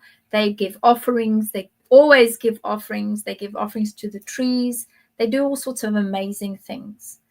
But these KoiSan people were getting less and less and less. So that obviously if something is in very short supply, the price on the head of these children becomes huge. And this is what we're seeing across the world now, is that true traditional native Indians, I don't think I'm allowed to say that. I think it should be First Nations, so apologies. Native individuals in South Africa, native Aborigines, all of those that are the original peoples of the earth, they have become extremely valuable out there. So you will find that in various countries, they're taking these children and young people and even young women because they are very, very valuable. So it's not just for their look, which is obviously for medicine, but also because they have that energy, and that energy can be extracted and it can be pulled into someone else's body. And this is part of that, as well as their organs and their life force. So whatever their blood group is, that's also very, very valuable.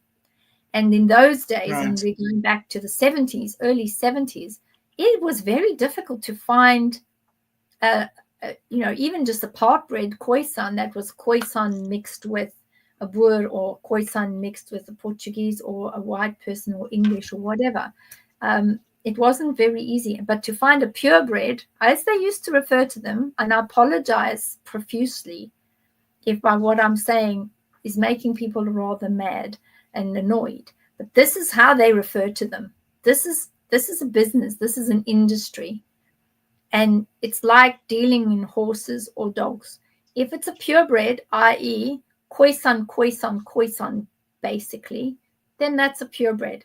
That means that fee on top of that child's head, we're talking thousands and thousands going into, possibly, depending on the eye color and whether it's a male or female, and the age, whether it's come of age or whether it hasn't come of age, you're talking at least in those days 50, 60 to 100,000 rand in those days.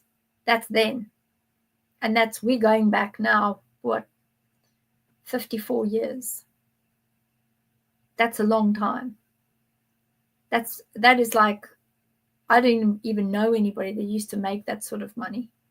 Not even in a year anyway. I think, what was the salary in those days? What was it?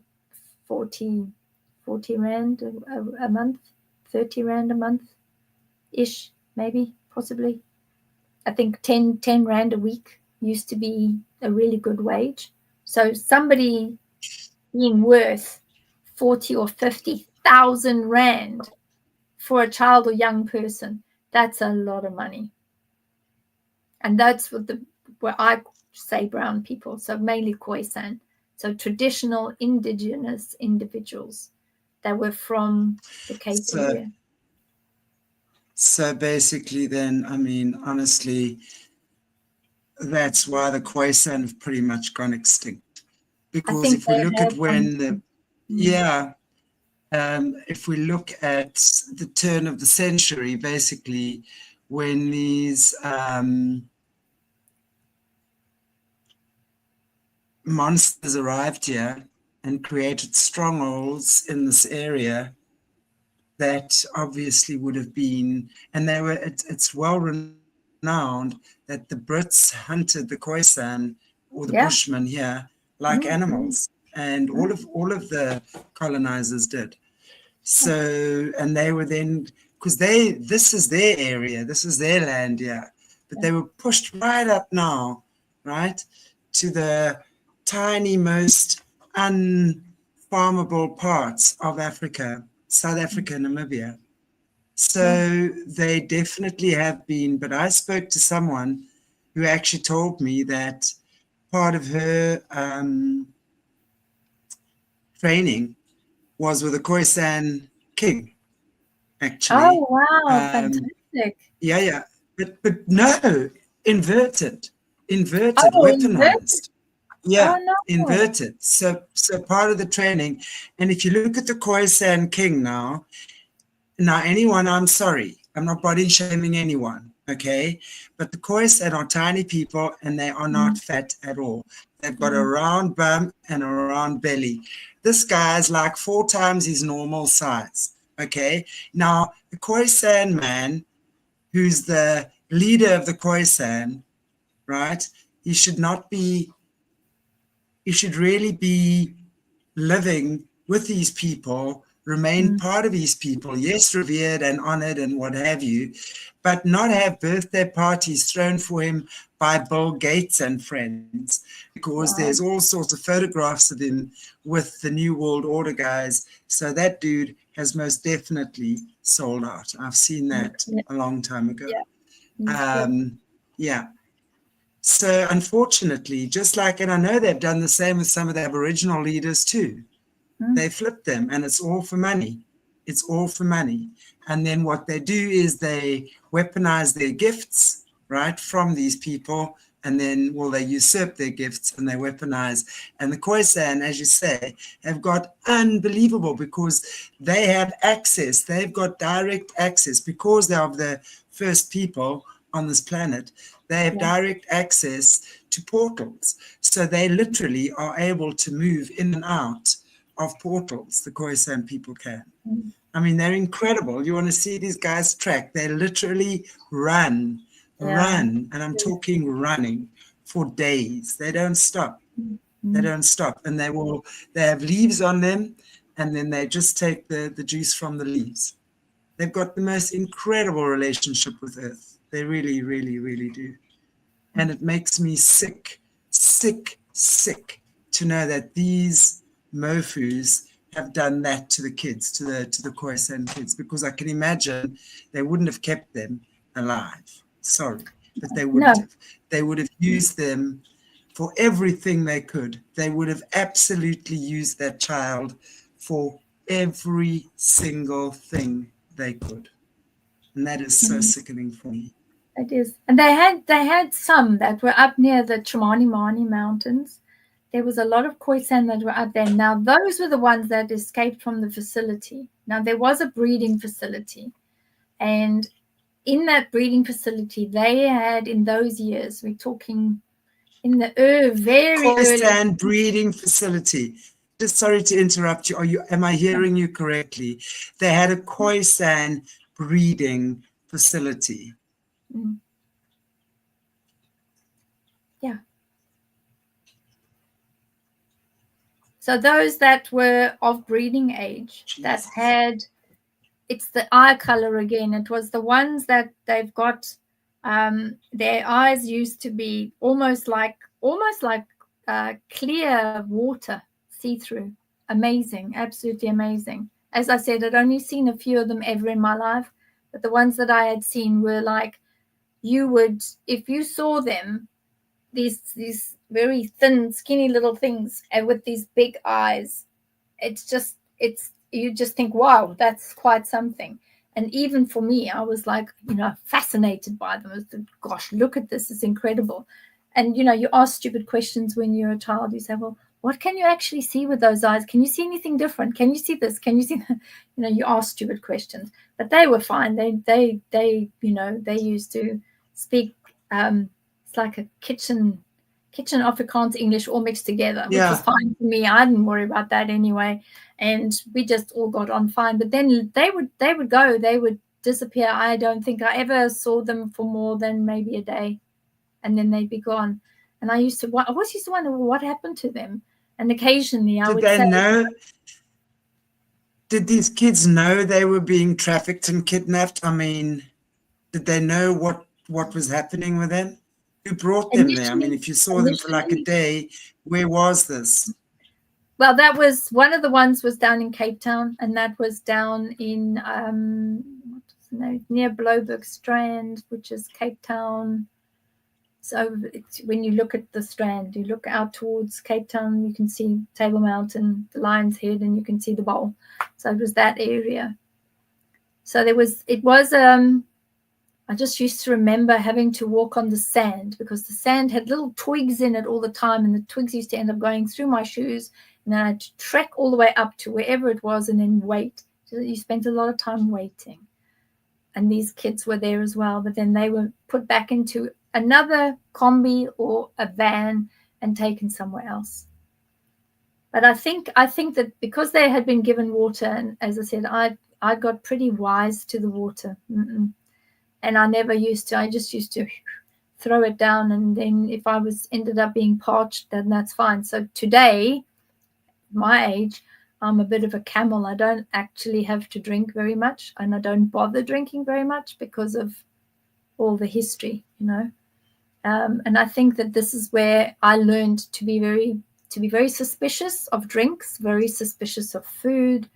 If I felt there was something in the food, I wouldn't eat it. So yeah, I became full of nonsense at a very young age. But the children then would be there for a very short time, then loaded into the vehicles, and then I would never see them again. Never ever see them again.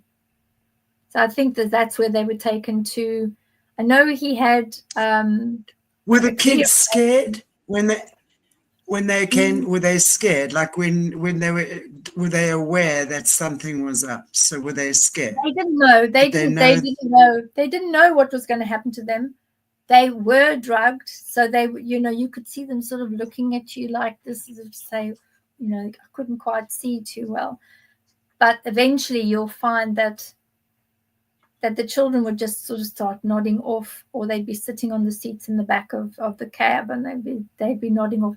I don't think that they knew, and also because of where the facility was, although it wasn't in the middle of nowhere, but the units that were there, that were like the office, there was a lot of trees, but sand. It was beach sand. That's what I remember, with these little bits of stuff that when you walk on it, they pinch you. They would then be put into the vehicle, but they were kept quiet. They were kept calm. They were kept to a point where if somebody was stopping them, it would just look like whoever was in the back with them, it would just be these two children or a number of children asleep. And if you remember in those days, that, which is a very sad thing to say, is that the people in the country, if somebody ever did stop a vehicle that had, white people as well as brown people in them, they never used to worry too much about what was going on in there. They did turn a blind eye, particularly in the apartheid years. Then, they never really questioned, you've got two young brown children here, and yet you're driving and that person's sitting with them in the back seat. What's actually going on? I honestly doubt whether those conversations or those discussions ever happened, quite frankly. I think, it's just a couple of brown kids being taken to wherever, and, who cares type of thing. I don't think anyone ever. I'm just wondering about the kids, though. Did the kids know they were being taken? They must have been kidnapped from somewhere. You talk about them as if they were completely calm. So, I would imagine that if a child's being... They were drugged. They weren't calm. I think if they were if they were aware, then they definitely wouldn't have been calm. But by the time I got to the facility, they were drugged. Right. Oh my goodness. I can only imagine. I would imagine being bundled into a vehicle. I never heard anyone saying about, trying to hold on to somebody or hold somebody still and push them down. I never heard any of that. By the time I ended up going to the facility, their fate had already been sealed. So they were already very drugged, or whatever it was that they'd given them in the water. They had been fighting or trying or whatever, right. And had already started dozing off because whatever they'd given them. Remember that he had surgeons, he had doctors, he had pediatricians, people that were specialists in children. They knew exactly how much, and if somebody was a little bit too boisterous, you just get the needle. You would get a needle, and that would be it. And before you know it, you'd have just enough. And how the hell did they know that this small child is like 20 kilos or 30 kilos or whatever in pounds is just enough that whatever's in the needle will make that child compliant and won't knock that child out altogether? Because they had doctors telling them exactly how much it would be. That's how. So you didn't stand a chance. As a child, you did not stand a chance. You did not. You couldn't run fast enough. You would never be able to fight with them. And eventually you would just give up.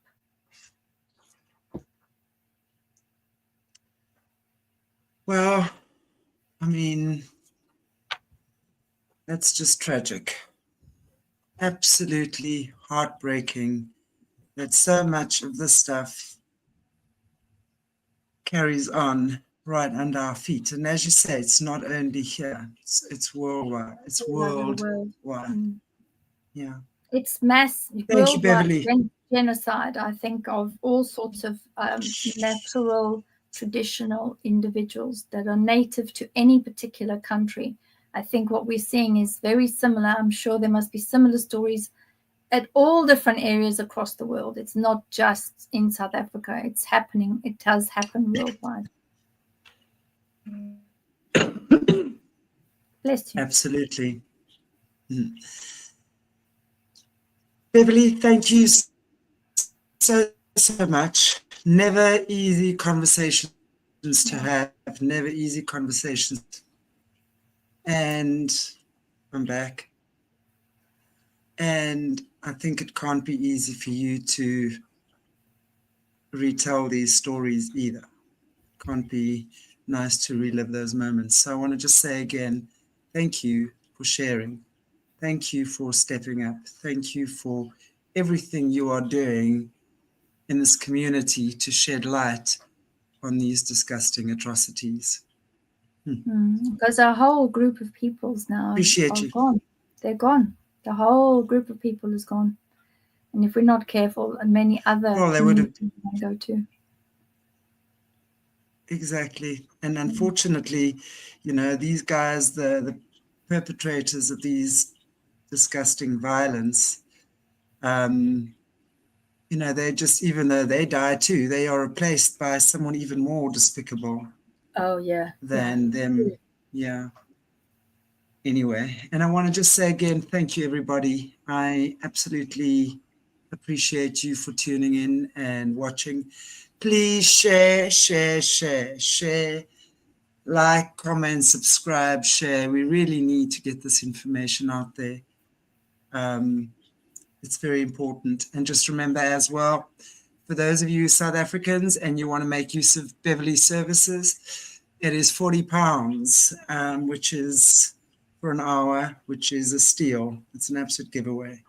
So please, if you would like to contact Beverli for, her details are in the description area as well. We've had them popping up.